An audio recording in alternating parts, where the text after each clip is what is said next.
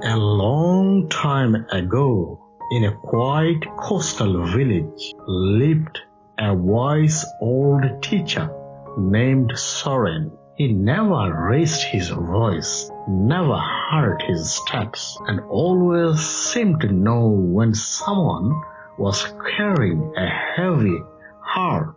One morning, a young man named Tori came to him, angry, frustrated, and tired of the world. "People are cruel," he said. "Friends betray you. Family lets you down. Nothing ever seems fair." Soren nodded quietly and said, "Come, walk with me." They walked along the shore, barefoot, the wind brushing softly against their faces. After a while, Soren stopped and said, "Write your pain in the sand." Tariq looked confused. "Write it?" Soren handed him a stick. "Yes, whatever you are angry about, hurt about, disappointed by, write it here." So Tariq did. Word by word he wrote betrayal, loneliness, failure, guilt.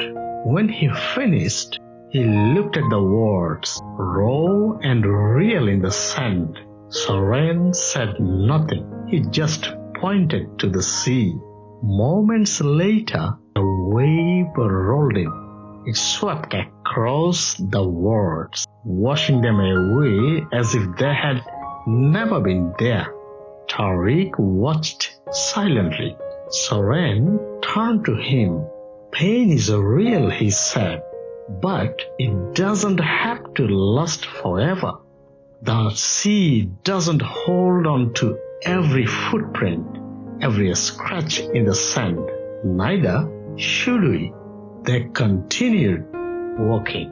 After some time, Soren stopped again. This time, he gave Tariq a small stone. "Now," he said, "carve the word gratitude into this." Tariq did as asked. It took effort. The stone was tall. The lines were not perfect. The word stood firm. Gratitude. "Why gratitude?" Tariq asked. "Because," Soren said, "what is written in stone should be the things we choose to keep. Not pain, not anger, but things that lift us up when the world pulls us down." He placed the stone in Tariq's hands. "Carry this," he said, "and let go of the rest." Tariq stood for a moment, silent. The sea still moved. The wind still whispered. But something in his chest felt lighter. For the first time in months, he smiled. Years later, when Tariq became a teacher himself, students would come to him overwhelmed by life.